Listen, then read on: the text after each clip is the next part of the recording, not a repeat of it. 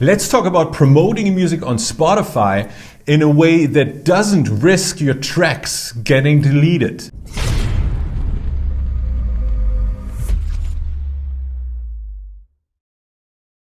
Hey there, it's John here at Hyped, and in this video I want to talk to you about Spotify promotion, but not just any promotion, but how can you promote your music in a way that avoids any kind of risk of getting taken down by Spotify, all right? Because that's a hot topic, it comes up all the time these days. Music artists stress out over their music suddenly being taken down on Spotify. Music they invested so much time and effort into getting out there and getting promoted, and then they don't know what happened, all right? And usually the problem is Spotify's policy around fraudulent streams, okay? Spotify has been pretty strict and is even getting more strict around their policy to take down music where they detect fraudulent streams. Fraudulent streams to Spotify are any streams that do not come from real fans and listeners, right? So that could be any kind of bots or fake accounts or things of the like. The problem to Spotify is that these fraudulent streams, they distort the popularity of music on Spotify. And by distorting the popularity, they also distort the distribution of royalties, right? And that's why Spotify is so strict and is taking down more and more tracks where they detect fraudulent streams. Now, the problem, of course, is that rarely do I come across a music artist who says, hey, give me some bot streams, give me some fake streams, and I'm going to be happy. Usually that's not what's happening, right? Most music artists are smart enough to understand that the only thing that matters are real fans, real listeners, and real streams. The problem is they promoted their music in a way where they thought they were getting legitimate results, and they were sort of keeping their music safe, but it was still taken down, all right? So what happens here? Let me dive a little bit deeper into that. The basic problem here is that whenever you use a middleman in order to promote your music on Spotify, there is inherent risk that that middleman, or who's on the other side of the middleman, isn't playing all legit in terms of music promotion, okay? So let's say you're submitting your music to a playlister. That playlister is the middleman, right, between you and the playlist that they run. Or let's say you're submitting your music to a playlist pitching services, right? There's also middleman in between. Or let's say you're submitting your music to somebody who runs a promotion agency and they say they're going to promote your music for you in all these different ways. Whenever you engage a middleman, you do not know whether they promote your music in a 100% legit way.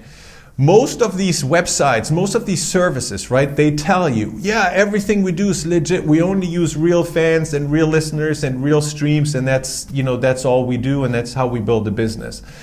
But the problem is they have an incentive to deliver strong results to their clients, right? Because they want more business and they want you to talk them up on social media and refer more artists to them. So whenever they have incentive to deliver these big numbers on behalf of other artists, right, there is an incentive there to maybe use some bots or fake stuff in order to inflate numbers.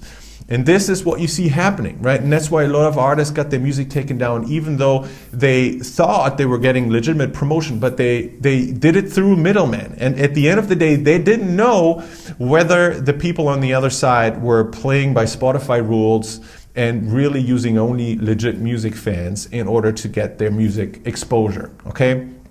And it's a problem, all right? It's a real problem. So let's talk about what you can do. What can you do to avoid this, right? So first of all, if you've gotten your music taken down on Spotify, let me leave a link to a contact form below this video here where you can get in touch with Spotify and dispute the takedown and work with them to get your music restored, okay?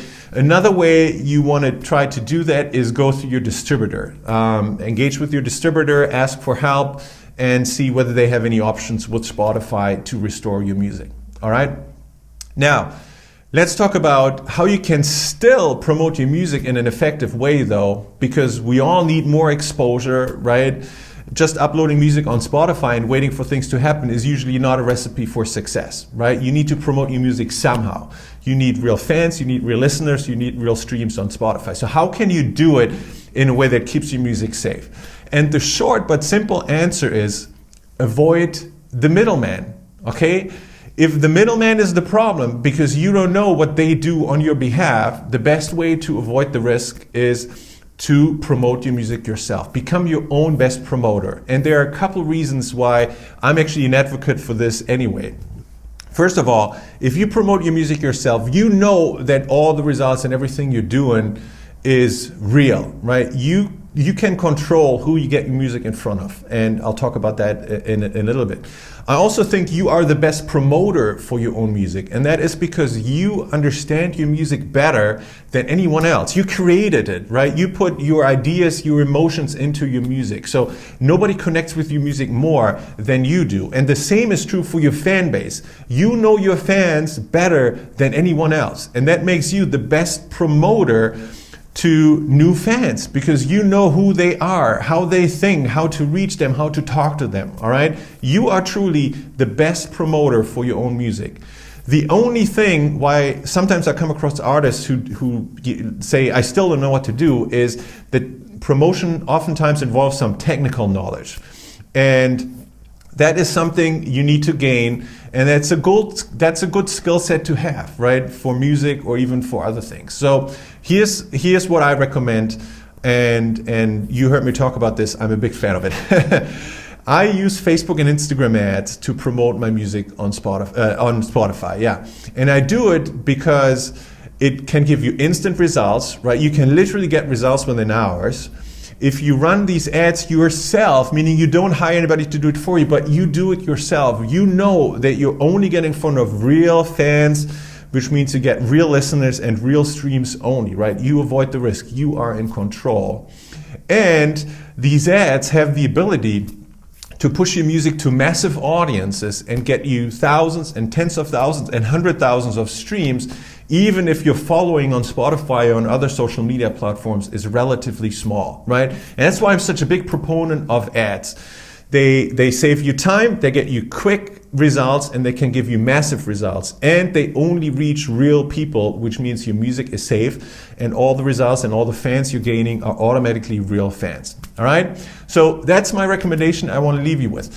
If this is a topic you want to dive deeper on, you're saying, hey John, how can you help me learn the traits and learn the skills of how to promote my music effectively using Facebook and Instagram ads, then let me point you towards the Spotify Growth Engine.